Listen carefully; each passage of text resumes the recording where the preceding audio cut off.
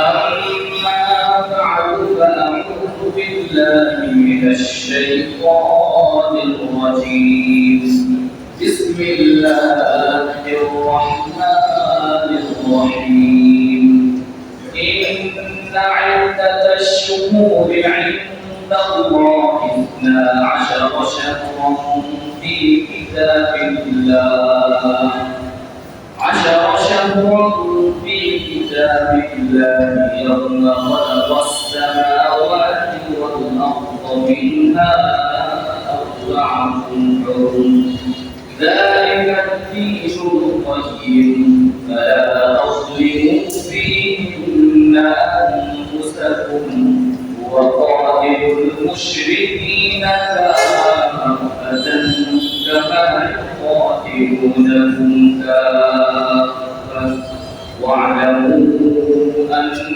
الله مع المتقين. وقال النبي صلى الله عليه وسلم أفضل الصيام بعد رمضان شهر الله المحرم. وقال النبي صلى الله عليه وسلم في حديث أخرى صيام يوم عاشوراء إني أحتسب على الله أن يكفر السنة التي قبله والسنة التي بعده أو كما قال النبي صلى الله عليه وسلم. وقال تعالى في شأن حبيبه ومحبوبه ومعشوقه آمرا ومخبرا إن الله وملائكته يصلون على النبي يا أيها الذين آمنوا صلوا عليه وسلموا تسليما. شكرا محمد شكر ضد إبراهيم الكريم. اللهم صل على محمد وعلى آل محمد كما صليت على إبراهيم وعلى آل إبراهيم إنك حميد مجيد. اللهم بارك على محمد وعلى آل محمد كما باركت على إبراهيم وعلى آل إبراهيم إنك حميد مجيد. الحمد لله ثم الحمد لله. اللهم اغفر لنا الشكر গুজার করছি মুহাম্মদুল আইয়ুব জালাল ও মুহাম্মদ পরিমাণ বেশি মায়া করে দয়া করে আজকে জুমার দিন জুমার নামাজ আদায় করার লক্ষ্যে বিভিন্ন জায়গা থেকে পুরা পরিবার মুক্ত করে আল্লাহ তাআলা আমাদেরকে একত্রিত হয়ে আসার এবং বসার সুযোগ দান করেছেন। এই জন্য আমরা প্রত্যেকের অন্তরের অন্তরস্থল থেকে রবের কাছে শুকর আদায় করে জোরে সোরে বলছি আলহামদুলিল্লাহ। আলহামদুলিল্লাহ। এই পৃথিবীর সকল ক্ষমতা কার কাছে? আল্লাহ। সবকিছু করতে পারেন যিনি, তিনি কে? আল্লাহ। বলে বলবেন সবকিছু যিনি করার ক্ষমতা রাখেন তিনি কে? আল্লাহ। আল্লাহ জমিনে আল্লাহর বান্দারা আল্লাহর নাম উচ্চারণ করবে আস্তে না জোরে? জোরে। আল্লাহ পাকের নাম যদি কোনো মুমিন তার অন্তর থেকে জোরে সোরে আওয়াজ করে আল্লাহু আকবার বলে দেয়, তার অন্তর থেকে শয়তান দূর করে আল্লাহু আকবার। আল্লাহর নাম থাকতে পেরে খুশি হন কে? আল্লাহ। নারাজ হন কে? শয়তান। যদি বলেন নারাজ হয় কে? শয়তান। আমরা প্রতিটা মুহূর্তে প্রতিটা সেকেন্ডে আল্লাহকে খুশি করতে রাজি, কথা বলেন ঠিক কি না? পক্ষান্তরে শয়তানকে নারাজ করব। পারবো তো ইনশাআল্লাহ? ইনশাআল্লাহ। আল্লাহ খুশি হলেই শয়তান বের হবে। ঠিক। আর যেখানে শয়তান খুশি সেখানে যদি বলেন আল্লাহ তাআলা দুইটা দুই জিনিস, আল্লাহ খুশি শয়তান নারাজ। শয়তান খুশি আল্লাহ নারাজ। আল্লাহ নারাজ। আমরা কাকে খুশি করব? আল্লাহ। যদি বলেন কাকে? আল্লাহ। আল্লাহ বলতে বলেন কাকে? আল্লাহ। যত আল্লাহ আছে খুশি হয়েছেন কি? আল্লাহ। বুঝি বলেন না বুঝি বলেন, কোনো বান্দা যখন আল্লাহকে আল্লাহ বলে ডাকতে আল্লাহ অহংকারের সাথে গর্বের সাথে ফেরেশতাদেরকে বলে দেখ এই আল্লাহ সুবহানাহু ওয়া তাআলা আমার কাছে ডাকতে সুবহানাল্লাহ। যখনই খারাপ ডাকতে দুশ্চিন্তা কত সময় বলেছি জীবনে টেনশন প্রেশার আসছে খারাপ লাগতেছে বিভিন্ন দুশ্চিন্তা আমাকে ক্লাস করে দিচ্ছে ডাক দিব কাকে আল্লাহ আওয়াজ দেন কাকে আল্লাহ আল্লাহু আকবার বললেন অন্তর থেকে দুশ্চিন্তা শয়তানের ধোঁকা ওয়াসওয়াসা দূর করে দেবেন কে আল্লাহ আল্লাহ আমাদের তৌফিক দান করুন আল্লাহুম্মা আমিন আমাদের চলতেছে নতুন বিষয় মনে আছে বর্তমান মাসের নাম কি আপনি মাসের নাম যদি বলেন মুহররম 1447 হিজরি শুরু হয়ে গেছে না নতুন বছরের প্রথম জুমা আমরা কত জুমায় পড়েছি আজকে দ্বিতীয় জুমা আল্লাহ পাক আয়াতে কারিমার মধ্যে ইরশাদ করেন পৃথিবীতে যেদিনকে সৃষ্টি করা হয়েছে আসমান এবং জমিন সেই দিন থেকে আল্লাহ পাকের গণনায় 12টা মাস আল্লাহ পাক নিযুক্ত করেছেন সুবহানাল্লাহ 12টা মাসের মধ্যে 4টা মাস সম্মানিত কয়টা মাস 4টা কোন কোন মাস জিলকাদ জিলহজ মুহররম কয়টা মাস মনে রাখবেন ভালো করে কারণ আরবি মাসের চাঁদের গণনা ঠিক রাখা এটা মাসআলাগতভাবে ফরজে কিফায়া সুবহানাল্লাহ ফরজে কিফায়া কাকে বলে বুঝেন তো হ্যাঁ ফরজে কিফায়া হলো আমরা মনে করে শুধু জানা যায় ফরজে কিফায়া হ্যাঁ ওটাই ফরজে কিফায়া ফরজে কিফায়া হুকুম হলো পুরো এলাকা থেকে কোনো দুই একজন যদি এটা ঠিক রাখে তা সবার পক্ষ থেকে আদায় হয়ে যাবে আর গোটা এলাকাবাসী সবাই এটাকে প্রত্যাখ্যান করলো কেউ জানতে পারলো না কেউ আদায় করলো না তাদের প্রত্যেকেই গুনাহগার আলহামদুলিল্লাহ এটা হয় না আমাদের মা বোনরা বিশেষ করে দেখবেন যাদের হিসাব ঠিক রাখতে পারে হ্যাঁ আচ্ছা কত আজকে আরবি মাসের কয় তারিখ 8 তারিখ মাশাআল্লাহ এগুলা মসজিদ থেকে এক তারিখ হচ্ছে আমাদের সবার পক্ষেই হয়ে কেউ যদি না করতে পারতাম সবাই গুনাহগার আল্লাহ হেফাজত করতে বলুন আমিন আমিন আজকে যদি 8 তারিখ হয় তাহলে ফরজে কিফায়া হুকুমটা আমরা দেখতেছি আরবি মাসের হিসাবটা রাখা অত্যন্ত জরুরি কেন মনে করলাম আজকে রমজানের চাঁদ উঠেছে 1 তারিখ আসলে ওঠে না তাহলে উঠেছে মনে করে যদি রোজা রাখি তাহলে রমজানের রোজা হবে না কথা বলবেন না হ্যাঁ আচ্ছা হিসাব করলাম যে আজকে চাঁদ উঠে না কিন্তু বাস্তবে ঠিক রমজানের চাঁদ উঠছে একটা রোজা আমরা কেউ রাখলাম না উঠে নাই মনে করে সবাই গুনাহগার দিলাম না চাঁদের মাসের সাথে ফরজ ওয়াজিব সুন্নাত তখন অনেকগুলো ইবাদতের সম্পর্ক আছে বিদায়ী রাসূলুল্লাহ সাল্লাল্লাহু আলাইহি ওয়াসাল্লাম বলেছেন চাঁদের মাসের হিসাব রাখা সুন্নাতের উপরে ফরজে কিফায়া ইনশাআল্লাহ এটা আমল করার চেষ্টা করব ইনশাআল্লাহ বলতেছিলাম কি 12টা মাসের মধ্যে আল্লাহ পাক 4টা মাসকে সম্মানিত করেছেন এক নাম্বার রজব জিলকাদ জিলহজ মুহররম নবীজির যুগের আগেও জাহিলিয়াতের যুগে কাফের মুশরিকদের যুগে নবীজির জন্মের আগের থেকে এই 4টা মাসকে তৎকালীন কাফের পৌত্তলিক মুশরিকরা এই 4টা মাসকে সম্মান দিত এই মুহররম শব্দের অর্থ দুইটা একটা হলো নিষিদ্ধ আর একটা হলো সম্মানিত আবিধানিক অর্থ দুইটা মুহররম শব্দের অর্থ এক নাম্বার কি নিষিদ্ধ কেন আসলে কথা বলতেছিলাম নবীজির জামানার আগের জামানা থেকে এই জিলকাদ জিলহজ মুহররম এবং রজব মাস আসলে যুদ্ধ বিগ্রহ হানাহানি মারামারি কাটাকাটি সব বন্ধ রাখে আল্লাহু আকবার বলেন না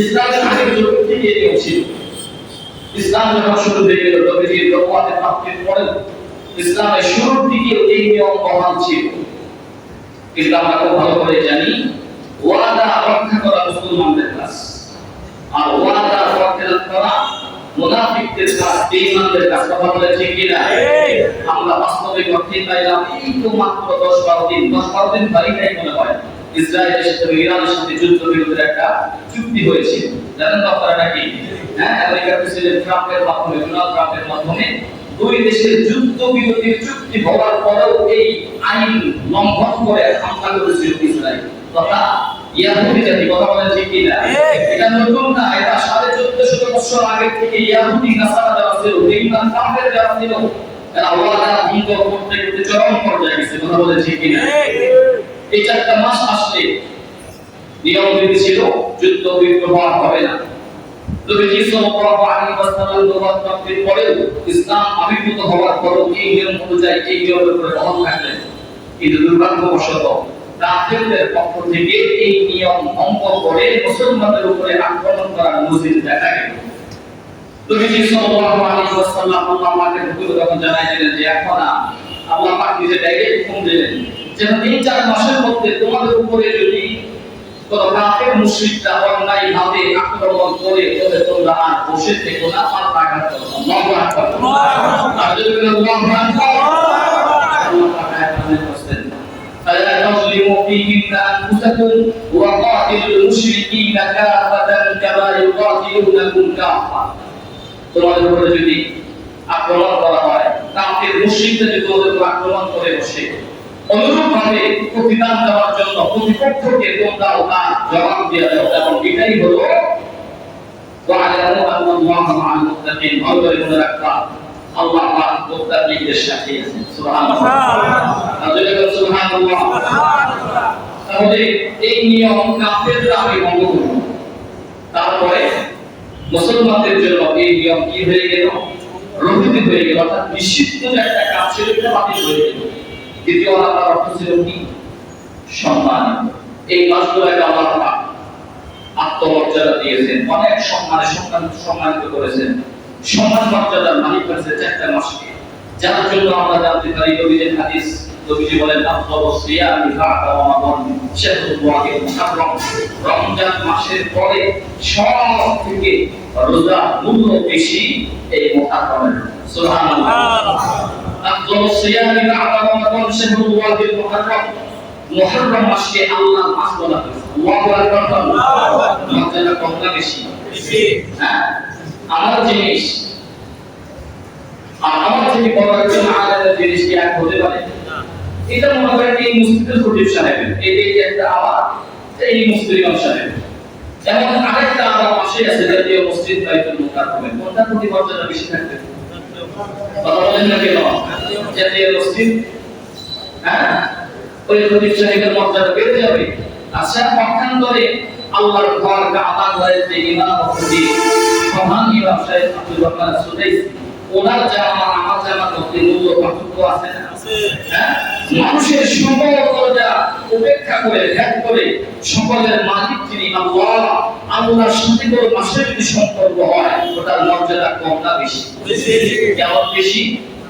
যে কোনো একদিন রোজা রাখলে নবীজি বলেন রমজান মাসের পরেই ওই রোজার মর্যাদা আল্লাহ পাকের কাছে সবথেকে বেশি। সুবহানাল্লাহ।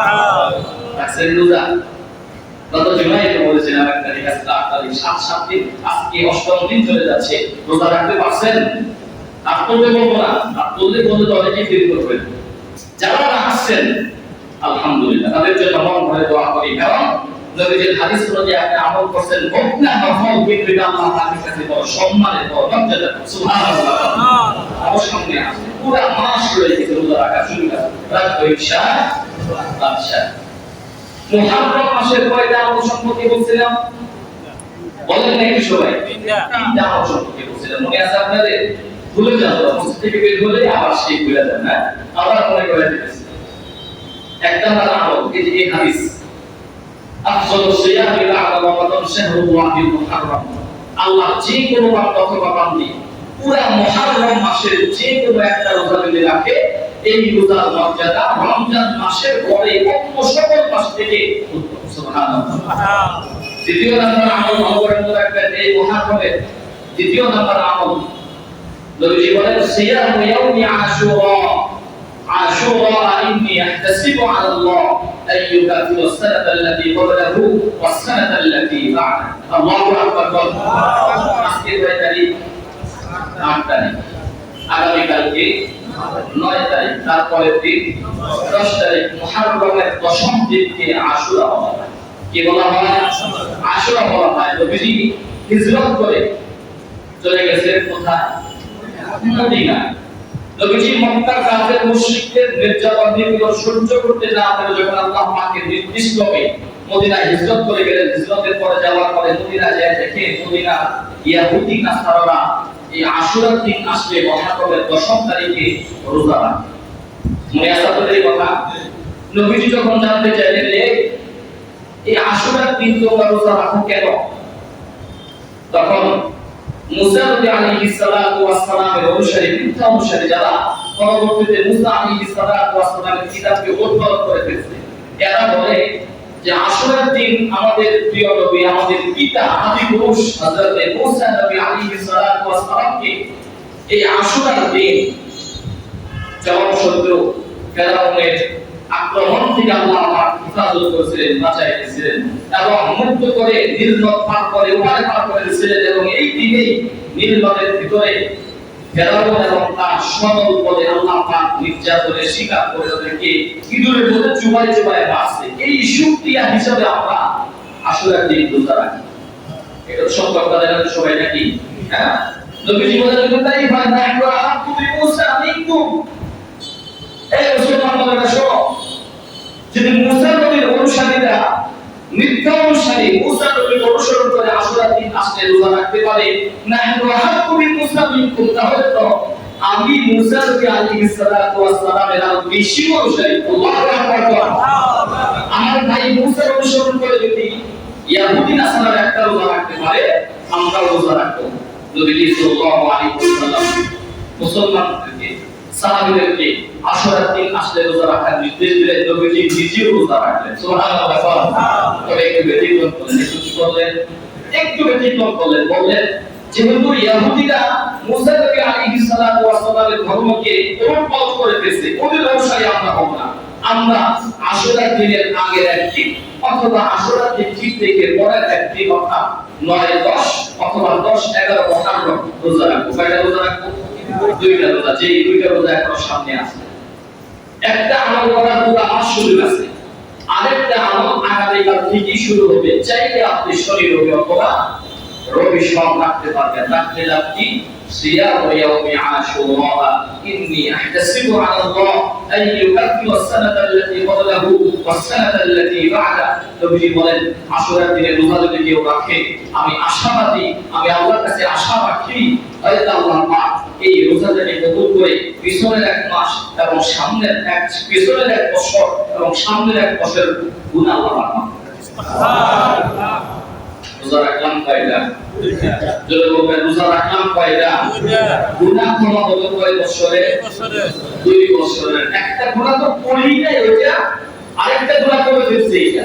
গুনাহ করি না এটা আল্লাহ পাক ক্ষমা করবে কেমনে? প্রশ্ন আসে কিনা? যেই বছরের গুনাহ আমি করি না ওটা আল্লাহ ক্ষমা করবেন কেমনে? এটা অনেক ব্যাখ্যার মধ্যে একটা ব্যাখ্যা হলো আল্লাহ পাক আপনাকে আগামী 1 বছর গুনাহ করাবেন না। সুবহানাল্লাহ। আমরা তো গুনাহ করতে করতে গুনাহ করা ভালো লাগে না? আশ্চর্য, 1 বছর আমি গুনাহ ছাড়া থাকবো, এটা কি হয় নাকি? আল্লাহ পাক চাইলে পারেন কিনা? পারে। আওয়াজ দেন, আল্লাহ পাক চাইলে পারেন কিনা? পারে। যে মালিক আপনাকে নাই বস্তু থেকে সৃষ্টি করে 50 বছর, 60 বছর, 70 বছর লালন পালন করতেছেন, ওই মালিক কি আপনাকে দিয়ে আগামী 1 বছর গুনাহ থেকে দূরে রাখতে পারবেন না? পারবে। সুবহানাল্লাহ। তাই না? চিল্লা করে সুবহানাল্লাহ। রোজা রাখবো ইনশাআল্লাহ। কত? কয়টা রোজা? দুইটা। একটা রোজা, দুইটা রোজা। একটা ফজিলত কি? পিছনের 1 বছরের গুনাহ। একটু তাকায় দেখেন না, পিছনের 1 বছরে আমি কত গুনাহ বানাই, মিথ্যা বলছি, গীবত করছি, হ্যাঁ, মানুষের হক নষ্ট করছি, পরমার সাথে কি করোনা করছি, বেয়াদবি করছি, নামাজ ছাড়ছি, পর্দা ছাড়ছি, হারাম খাইছি, হারাম থেকে দূরে থাকছি, কত রকমের গুনাহ আমি করছি। এই সবগুলা গুনাহ আমার দ্বারা মাফ চাওয়া, মাফ নেওয়া সম্ভব না। নবীজি বলেন তুমি এই রোজাগুলো রাখো, দুইটা রোজা রাখো, তোমার পিছনে সকল গুনাহ ক্ষমা করে দিবেন কে? আল্লাহ। যাদের গুনাহ ক্ষমা করে দিবেন কে? আল্লাহ। আর যদি রোজা রাখতে পারো আগামী 1 বছরের গুনাহ ক্ষমা হবে। মুসলিমরা বলেন আগামী 1 বছরের গুনাহ ক্ষমা হতে আল্লাহ পাক তোমাকে দিয়ে গুনাহই করাবে না। সুবহানাল্লাহ। রোজা রাখতে পারো ইনশাআল্লাহ। 3 নাম্বার আমল হয়ে আছে আপনাদের এই মাসের 3 নাম্বার আমল হলো আশুরার দিন আসলে নবীজি বলেন তুমি তোমার পরিবারস্থ লোকদেরকে নিয়ে একটু ভালো খাও, স্বাভাবিকের তুলনায় একটু ভালো খাও, পিতা মাতাকে একটু ভালো খাওয়াও, তোমার সন্তান তোমার বিবি বাচ্চাকে একটু ভালো খাওয়াও। লাভ কি?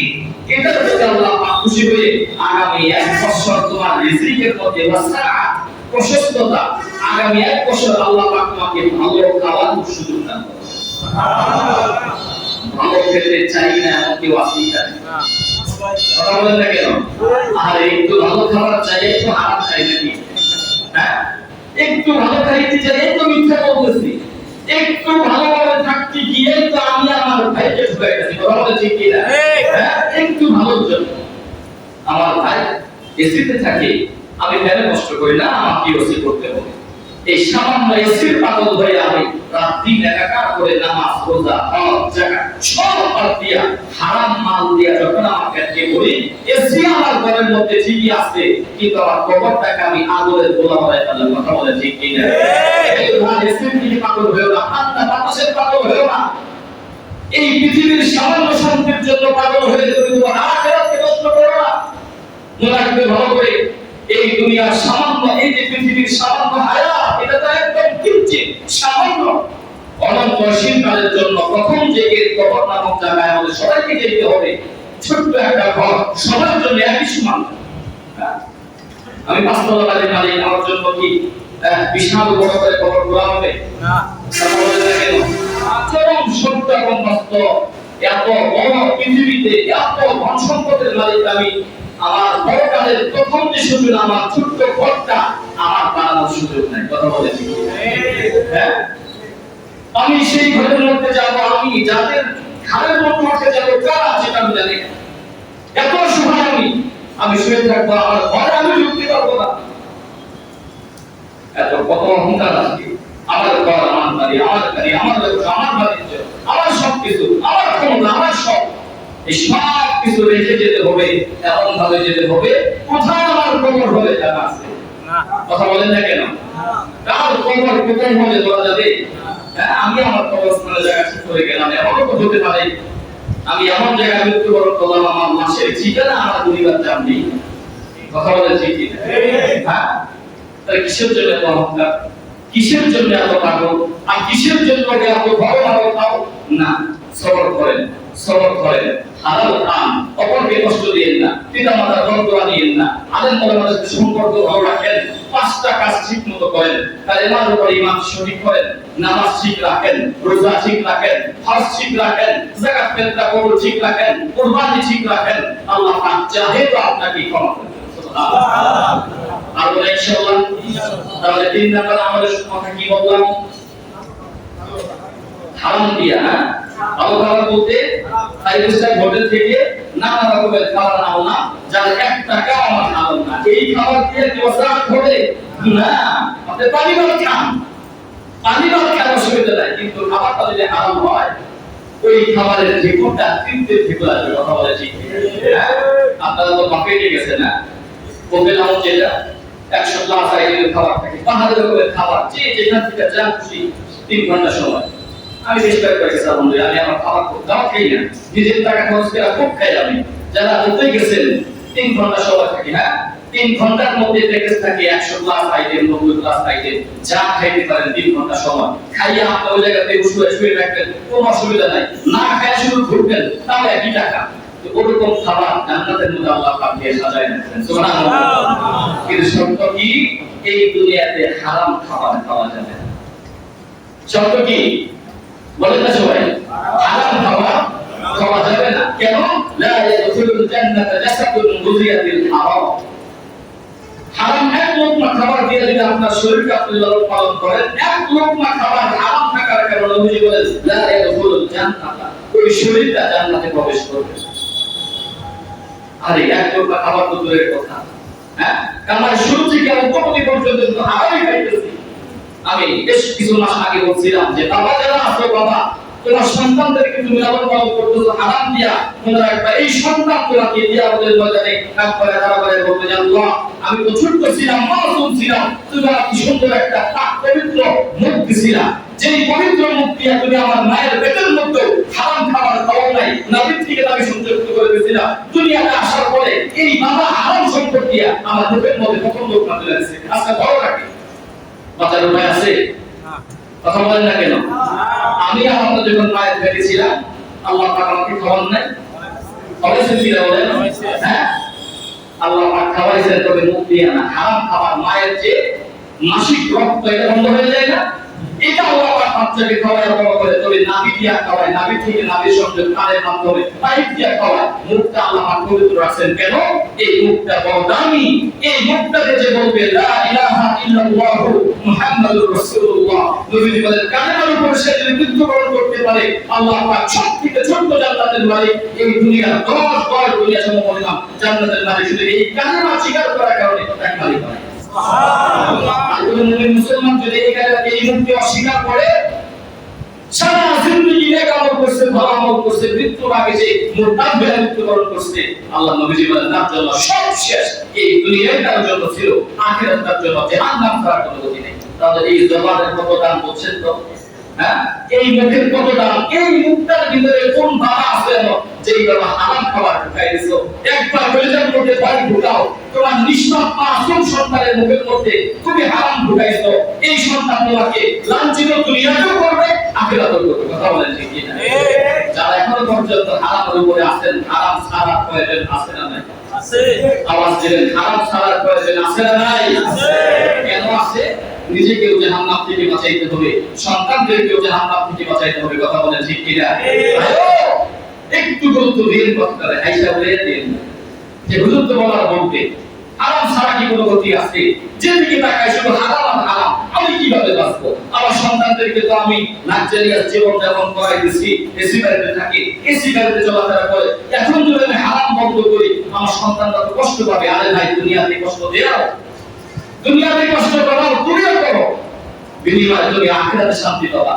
আর দুনিয়ার সামান্য জীবন তুমি যদি হারাম করে শান্তির মধ্যে রাখো, অনন্ত চিন্তা জাহান্নামে আগুনে জ্বলতে হবে। কথা বলে ঠিক ঠিক বলতেছিলাম কি মনে আছে আপনাদের? এই মাসের 3 নাম্বার আমল আশুরার দিন, মুহররমের 10 তারিখে হালাল মাল দ্বারা যদি কেউ কারো সন্তানকে, কারো বিবিকে, বাবা মাকে, ভাই বন্ধুদেরকে হালাল একটু ভালো খাবার খাওয়ায়, নবীজি বলেন এই বরকতে আগামী 1 বছর আল্লাহ পাক তাকে ভালো খাওয়াবেন। সুবহানাল্লাহ। মনে থাকবে ইনশাআল্লাহ। কয়টা আমল? 1 নাম্বার, যে কোনো দিন মুহররমের রোজা রাখলে রমজানের পরে অন্য সকল রোজার থেকে উত্তম। সুবহানাল্লাহ। এর মর্যাদা বেশি, নেকি অনেক বেশি। 2 নাম্বার আমল, আশুরার সাথে মিল রেখে মুহররমের 10 অথবা 11 অথবা 9 অথবা 10, 9, 10 অথবা 10, 11 দুইটা রোজা যদি কেউ রাখেন, নবীজি বলেন এই রোজা রাখার কারণে আমি আশাবাদী, আমি আল্লাহর কাছে আশা করি আল্লাহ পাক তার 1 বছরের পিছনের গুনাহ এবং সামনের 1 বছরের গুনাহ আল্লাহ পাক ক্ষমা করে দিবেন। সুবহানাল্লাহ। 3 নাম্বার আমল, কোন ব্যক্তি যদি আশুরার দিনে মুহররমের 10 তারিখে একটু ভালো হালাল খাবার খায়, অন্যদের করুণায় আল্লাহ পাক তাকে আগামী 1 বছর ভালো খাওয়ানোর জিম্মাদারি নেবেন। সুবহানাল্লাহ। আচ্ছা, এবার আসলে একটা গুরুত্বপূর্ণ কথা বলে শেষ করি, সময় বেশি হয়ে গেছে। আশুরা মানেই তো কারবালা নাকি? বলেন, আশুরা মানে কথা বলেন না, যদি বলেন হ্যাঁ, দুই দল হয়ে গেছে, কেউ বলে হ্যাঁ, কেউ বলে না। আশুরা মানে কারবালা না। আরে ঘটনা কেন? আশুরার দিন তো হযরত হুসাইন রাদিয়াল্লাহু তাআলা আনহু মর্মান্তিক শাহাদাতের ঘটনা ঘটে গেছে, কিন্তু এর হাজার হাজার বছর আগে আল্লাহ পাক আদম নবী থেকে শুরু করে মুসা নবী পর্যন্ত বিভিন্ন মাসকালে বিভিন্ন পয়গম্বরকে এই আশুরার দিন আল্লাহ পাক বড় বড় বিপদ থেকে হেফাজত করেছেন। সুবহানাল্লাহ। আমাদের সকলের আদি পিতা কে? যখন আমাদের সকলের আদি পিতা কে? আদম নবী আলাইহিস সালাতু ওয়াস সালাম, তার বিবি আমাদের মা, হ্যাঁ, হযরত হাওয়া আলাইহিস সালাতু ওয়াস সালাম দুনিয়াতে আসার পরে কত বছর ছিল আমরা? হ্যাঁ, প্রায় 300 বছর পর্যন্ত ছিলেন, আমাদের একসাথে ছিলেন না। আল্লাহ পাকের কাছে বিভিন্ন ভাবে দোয়া করতে করতে করতে করতে করতে আল্লাহ পাক বিভিন্ন ঘটনা আছে। সর্বশেষ মুহাম্মদুর রাসূলুল্লাহ সাল্লাল্লাহু আলাইহি ওয়াসাল্লামের উসিলায় যখন দোয়া করলেন, আল্লাহ পাক এই যে আব্দুল্লাহ এই দোয়াটা তুমি যদি দুনিয়ায় বের হওয়ার সাথে সাথেই করতা, আমি তখনই দোয়া কবুল করতাম, কিন্তু তুমি বলতে দেরি করছো, আমার দোয়া কবুল করতে দেরি হয়েছে। সুবহানাল্লাহ। সুবহানাল্লাহ। এটা এক ঘটনা বলবো এখন। হযরত আদম নবী আলাইহিস সালাতু ওয়াস সালাম এবং আমাদের সকলের মা হাওয়া আলাইহিস সালাতু ওয়াস সালাম যেখানে একত্রিত হয়েছিল সেই জায়গাটার নাম জানেন সবাই? জানেন না? হ্যাঁ, সৌদি আরবের আরাফার ময়দানে জানাতে রহমত সুবহানাল্লাহ। যারা হজ করতে গেছেন সেই জায়গাটা সুচক্ষে দেখার ভাগ্য রেখে হয়েছে। হ্যাঁ, যারা ধনাত্মবান টাকা পয়সার মালিক হয়েছেন কিন্তু হজ করতে পারেন না, তাদের হজের নিয়ত করেন। এই মূল্যবান জিনিসগুলো দেখে আসবেন। আল্লাহ আমার আপনাকে দেখাবেন, আমাকে দেখাবেন। কেন? আরাফার ময়দান সম্পর্কে আল্লাহ নবী বলেন, আরাফার ময়দানই হলো কিয়ামতের ময়দান। সুবহানাল্লাহ। আরাফার ময়দানে জাওয়াল রহমত নামে একটা জাওয়াল আছে, একটা পাহাড় আছে। সেখানে একটা পিলারের মতো করে মোটা করে বানায় রাখছেন হযরত হাওয়া এবং হযরত আদম নবী কাঁদতে কাঁদতে ঘুরতে ঘুরতে ঘুরতে ঘুরতে এই জাওয়াল রহমতের সেই পিলার নামক জায়গায় গিয়ে দুজনের সাথে সাক্ষাৎ হয়েছে। সুবহানাল্লাহ। যেই দিনটা সাক্ষাৎ হয়েছিল ওই দিন ছিল মুহররমের 10 তারিখ। আল্লাহু আকবার। তাহলে তার কত হাজার বছর পর হযরত হুযায়রার ঘটনা, ঠিক না?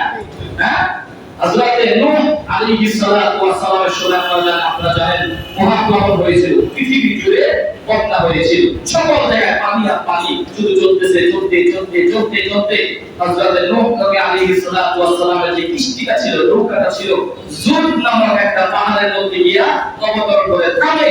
যেই দিন আল্লাহ পাক জুদ নামক পাহাড়ের মধ্যে নিয়ে থামায় দিলেন, ওই দিনটাও ছিল মুহররমের 10 তারিখ। সুবহানাল্লাহ। হযরত মূসা আলাইহিস সালাতু ওয়াস সালাম কে ফেরাউনের হাত থেকে রক্ষা করেছিল যেদিন, ওই দিনটাও ছিল মুহররমের 10 তারিখ। এই ব্যাপারটা বলবো, অনেক বড় ঘটনা মুহররমের 10 তারিখে ঘটছে। তার মানে সামনের যে দিনটা আসতেছে, এই দিন আল্লাহ পাক আমাদের অনেক পয়গম্বরদেরকে, অনেক বুজুর্গ আলেমদেরকে, অনেক আল্লাহর ওলিদেরকে এই দিনের উসিলায় বড় বড় বিপদ থেকে হেফাজত করছেন। আমার আপনার জীবনেও কিন্তু অনেক বড় বড় বিপদ আছে। হ্যাঁ, কঠিন কঠিন রোগে আমরা আক্রান্ত হয়ে আছি। আরে ভাই, দোয়া করেন না এই দিন যে আল্লাহ আদম নবীকে তার বিবির সাথে সাক্ষাৎ করায় দিয়েছেন, যে আল্লাহ হযরত নূহ আলাইহিস সালাতু ওয়াস সালামকে পাহাড়ের সাথে নিয়ে ঠেকায় দিয়েছেন, যে আল্লাহ হযরত মূসা নবীকে ফেরাউনের হাত থেকে রক্ষা করেছেন, ওই আল্লাহ আমার আর আপনার জীবনের ছোট্ট বিপদ থেকে হেফাজত করতে পারবেন না? হ্যাঁ, বড় বড় কঠিন বিপদের মধ্যে আমরা আটকে গেছি। রোজা রাখেন, আশুরার দিন আসলে রোজা রাখেন, আল্লাহর কাছে দোয়া করতে থাকেন, আল্লাহ কত জাতিকে তুমি হেফাজত করছো, মুক্তি দিছো, আমি তো এই সমস্যার মধ্যে আছি, আল্লাহ তোমার কাছে চাইলাম, পৃথিবীর কাউকে জানাই নাই, তুমি তো সব থেকে বড় ক্ষমতাশীল, তুমি সবার কিছু হেফাজতকারী, তুমি আমাকে হেফাজত করো আল্লাহ। অন্তর থেকে বলে দেখবেন আশুরার দিন রোজা রাখবেন, ইফতারের পূর্বের মধ্যে দোয়া করবেন, কসম খোদা দোয়া যদি দোয়ার মতো করতে পারেন, আপনার দোয়া কবুল না হয়ে পারবেই না। কথা বলে ঠিক কিনা? পারবো ইনশাআল্লাহ। রোজা রাখবো, ইফতারের পূর্ব মুহূর্তে পরিবারের লোকদেরকে নিয়ে ইনশাআল্লাহ আমরা যাবতীয় বিপদ আপদ বালা মুসিবত থেকে আল্লাহ পাকের কাছে পানাহ চাইবো ইনশাআল্লাহ। পারবো ইনশাআল্লাহ। কারবালার বহুত বড় ঘটনা আছে, সামনে শুরু করে বলবো ইনশাআল্লাহ। আল্লাহ পাক আমাদের সবাইকে মুহররম মাসের বিশেষ করে আশুরার দিন আল্লাহ পাকের কাছে আল্লাহ পাকের কাছে ধরা দিয়ে নিজের ক্ষমা, নিজের সকল কিছু যাওয়া এবং পাওয়ার সুযোগ দান করুন। আমিন।